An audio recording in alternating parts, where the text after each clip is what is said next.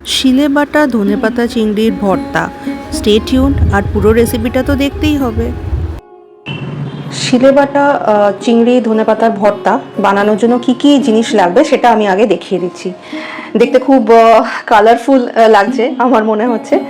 তো তাহলে এটা যেটা আছে এটা হচ্ছে আমার চিংড়ি মাছ। আমি এটাতে মাথাটা ব্যবহার করেছি, আপনারা চাইলে মাথাটা ফেলে দিতে পারেন।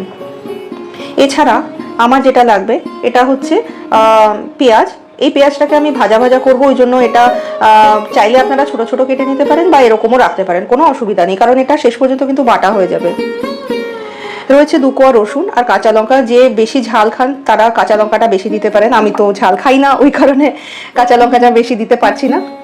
এখানে রয়েছে হলুদ গুঁড়ো, এখানে নুন, এখানে সামান্য একটু চিনি। চিনিটা অপশনাল, না চাইলে নাও দিতে পারেন, আমি দিই। আর এখানে রয়েছে সরু সরু করে কাটা পেঁয়াজ। এটা যখন ভর্তাটা হয়ে যাবে তখন এটা দরকার হবে, তো আমি এখন এটা সরিয়ে রাখছি। আর রয়েছে সর্ষের তেল। সর্ষের তেল আমি ব্যবহার করব ভাজার জন্য, আর সারপ্রাইজ তো রয়েছে। আর এইটা হলো ধনেপাতা, 1 মুঠি ফ্রেশ ধনেপাতা। এবার আমরা এইসব দিয়ে রান্নাটা খুব তাড়াতাড়ি শুরু করে দেবো, কারণ ঠান্ডাও তো করতে হবে, আর তারপরে শিলেও আমাকে বাটতে হবে। এই প্রথমবার কিন্তু আমি শিলে বাটা কোনো রান্না আমি দেখাচ্ছি। আমি নিজে শিলে সবসময় শিলে বাটি না খুব একটা সময়, কারণ আমি পারি না বলে, পারি না মানে আমি শিলে বাটতে পারি না, আমার যন্ত্রণা হয়, তো ওই জন্য আমি মিক্সিতে বেটে নিই। ওই জন্য এই রান্নাটা যারা শিলে বাটতে পারবে না, শিলে বাটলে অবশ্যই ভালো স্বাদ একটা আসে। আমার মাকে দেখেছি বেশ কিছু জিনিস শিলে বেটে করে, তো এবার আমারও মনে হলো যে ঠিক আছে চলো, একটা বার তো অল্প খুব কম পরিমাণে আছে, তো তাহলে এটা শিলে বেটে আমি করতেই পারি। আমার ভিউয়ার্স যারা আছেন তাদের জন্য আমি করব এবং নিজের জন্য এটা করব, যে খেতে ভালো হবে। আর যারা শিলে বাটতে পারবেন না তারা নিশ্চয়ই মিক্সিতে করে নেবেন, কোনো অসুবিধা কিছু নেই, খুব একটা হেরফের কিন্তু হবে না। তবে হ্যাঁ, ওই যে বললাম যে একটা অথেন্টিক ব্যাপার থাকে, একটা ইমোশন জড়িয়ে থাকে, তো বহু বছর বাদে আমি শিলে বেটে এটা বানাচ্ছি। আমি প্রথমে একটা জিনিস করব, অল্প কয়েকটা, প্রথমে তো সর্ষের তেলটা গরম করে নিতে হবে। আর সর্ষের তেলটা একটু গরম করে আমি অল্প কয়েকটা চিংড়ি মাছ ভেজে তুলে রেখে দেবো। এটা আমার সাজানোর জন্য লাগবে, আর কিছুই না। তো প্রথমে আমি 2-3টে চিংড়ি মাছকে ভেজে, এপিট ওপিট ভেজে আমি তুলে রেখে দেবো। হয় না, সাজানোর সময় সত্যি খুব সুন্দর লাগে, যে একটুখানি যদি সাজিয়ে গুছিয়ে পরিবেশন করা যায় সেটা তো খুব ভালোই লাগে। তো এটা আমি আগে একটু ভেজে রেখে দিই। বেশি ভাজতে হবে না, একটুখানি যেরকম একটু কমলা কমলা যেরকম হয় চিংড়ি মাছ, সেরকম ভাজা, হালকা ভাজা হলেই আমি তুলে রেখে দেবো। কারণ বেশি যদি আমি ভাজি চিংড়ি মাছটা একটু কীরকম শক্ত শক্ত হয়ে যায়। ব্যাস হয়ে গেছে, খুব বেশি আর তো লাগবে না। খুব ফুটছে চিংড়ি মাছটা, আমি এপারে বসে বসে না দাঁড়িয়ে রান্না করছি। গ্যাসটা অফ করে দিই। আর এই যে এই কটা আমি রেখে দিচ্ছি। এবার চলে যাচ্ছি মেন রান্নাটাতে, কিভাবে কি করব। প্রথমেই রসুন দুটোকে দিয়ে দেব, আর তার সঙ্গে দেব পেঁয়াজ। যারা খুব ঝাল খান তারা কিন্তু ঠিক এই সময় এর মধ্যে দিয়ে দেবেন কাঁচা লঙ্কা। আর যেহেতু আমি ঝালটা খাই না, আমি তো এটা বলেইছি, তো আমি আরেকটু পরে কাঁচা লঙ্কাটা দেবো, নাহলে কিন্তু ভীষণ ঝাল বেরিয়ে যাবে। তো এটাকে আমি ঢাকা দিয়ে ভেজে নেব। এবার ঢাকা খুলে আমাকে দেখতে হবে যে হয়েছে কিনা। হ্যাঁ, বেশ অনেকটাই নরম হয়ে গেছে। তো এই সময় এসে আমি প্রথমে দিচ্ছি নুন, হলুদ আর চিনি, এখানে আমি দিয়ে দিলাম। একটুখানি নেড়ে নেব। আর হ্যাঁ, পুরো রান্নাটায় কিন্তু কোনো আলাদা করে জল পড়বে না। এবার দিয়ে দেব চিংড়ি মাছগুলো।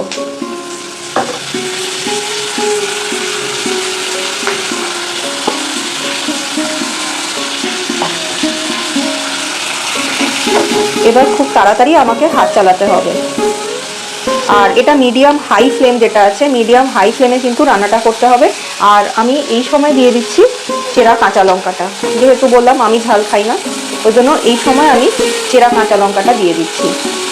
আর দেখতে হবে যে চিংড়ি মাছগুলো রান্না হয়ে যাচ্ছে কিনা, কারণ এটা আমাকে আবার ঠান্ডাও করতে হবে। ঠান্ডা যখন হয়ে যাবে তখন আমি তো শিলে বাটছি, মিক্সিতে যারা পারবে না শিলে তারা মিক্সিতে বেটে নেবেন।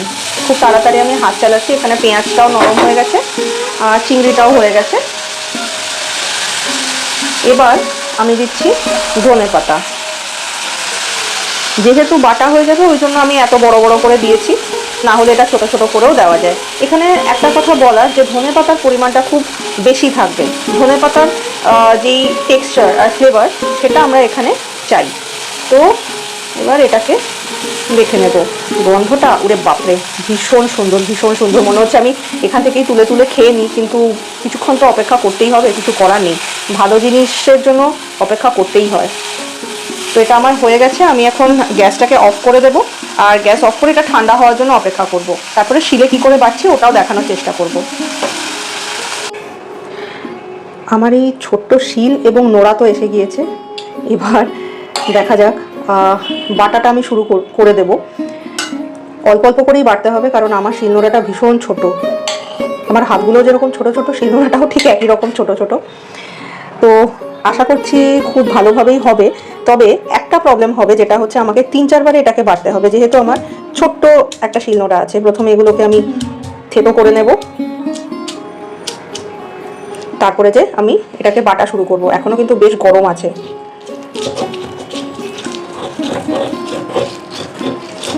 খারাপ হবে বলে কিন্তু মনে হচ্ছে না, মানে সব কিছুই প্রথম করাই যায়, তো আমার একটু টাইম লাগবে। এতক্ষণ যদি আমি করতে থাকি এই ছোট্ট শিলনোড়াতে, কারণ মাকে বলেছিলাম মা তোমার বড় শিলনোড়াটা দেবে, মা বললো বেরিয়ে যা। এখন দেখুন বেরিয়ে গেলে আর এগুলো কে বানাবে? ভালো ভালো খাবারগুলো বানাই ঠিকই, এবার বেরিয়ে যাবোটাই বা কোথায়?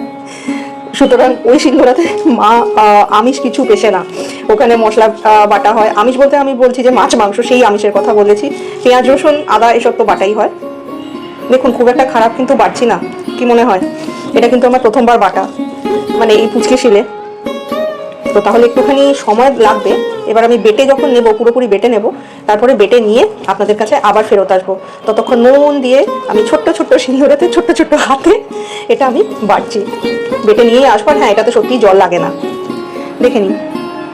আপাতত এই এক একটা ডলাতে একদম প্লেন করে বাটতে হবে। তো এইটুকু কিন্তু আমার হয়ে গেছে। তো বাকিটাও আমি বেটে নিয়ে আসি। আমি এবার মিক্সি করবো না, কনফিডেন্সটা এতটা বেড়ে গেছে যে আমি মিক্সিতে এবার আর বাটবো না।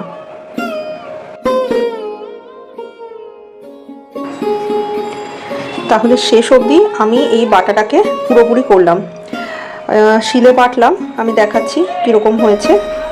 একদম এই রকম হবে, একদম নরম, কোনো জল লাগে না, একটু টাইম লাগে। আমার যেহেতু এটা প্রথমবার শিলে বাটা, ওই জন্য আমার কিন্তু টাইম লেগেছে 20 মিনিট। আপনারা যারা শিলে বেটে অভ্যস্ত, আপনাদের নিশ্চয়ই আরও কম সময় লাগবে। তো এবার বাকি জিনিসটা আমি দেখাচ্ছি কি করতে হবে। শিলটাকে একটুখানি সরিয়ে নিচ্ছি, আর এই যে এটা আমার মা শিখিয়েছে, কোনো এরকম কাপড়ের উপর রেখে শিলটা রেখে যদি বাটা হয় তো তাহলে শিলটাটা সরে যায় না। এমনকি রুটি করার ক্ষেত্রেও এটাই নাকি করতে হয়। তো আমি কিছু কিছু জিনিস মায়ের কথাগুলো মেনে চলি, সব কথা মানি না, কিন্তু এটা মানি। এবার যেই কাঁচা পেঁয়াজটা রেখে দিয়েছিলাম না প্রথমে, এটার মধ্যে কাঁচা পেঁয়াজটা আমি দিয়ে দেব,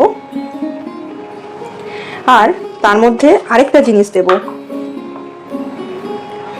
সামান্য পরিমাণে সর্ষের তেল। এটা কাঁচা সর্ষের তেল।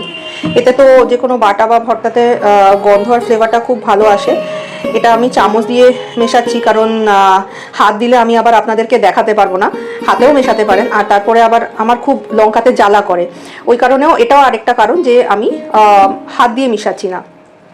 আর হ্যাঁ, আমি যখন বাটছিলাম আমি কিন্তু গ্লাভস পরে নিয়েছিলাম, যাতে আমার লঙ্কাতে না কোনো অসুবিধা হয়। তো তাহলে এটা তৈরি হয়ে গেল শিলে বাটা ধনেপাতা আর চিংড়ির ভর্তা। এবার আপনারা তো এটা ডেফিনেটলি বাড়িতে তৈরি করবেন। আমি এটা কিভাবে সার্ভ করব সেটা দেখাবো। তাহলে আপনারা নিজেরা বাড়িতে তৈরি করে দেখুন কীরকম লেগেছে। আমার তো খুবই ভালো লেগেছে। আমি রেসিপিটা কিন্তু সম্পূর্ণ নিজেরও না, আবার কোথাও কাউকে ক্রেডিটও দেওয়া যাবে না, কারণ আমি কিছুটা নিজের মতন বিভিন্ন ধরনের বাটা ভর্তা করি।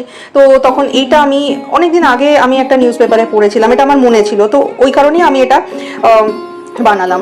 তো এবার আপনারা বানাতেই পারেন। এবার যদি মনে হয় যে আমার তৈরি এই ভর্তাটা কীরকম হবে, যে শিলে বাটা ধনেপাতা চিংড়ির ভর্তা, যদি আপনাদের মনে হয় যে আমার থেকে এটা খাবেন, তো তাহলে ঝটপট কী করতে হবে জানেন তো?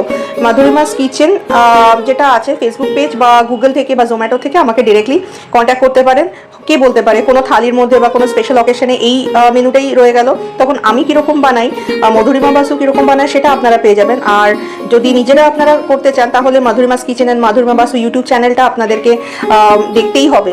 এবার সবাই সঙ্গে এটা আপনারা দেখুন যে কীরকম লাগে, অন্যদেরকেও সারপ্রাইজ দিন।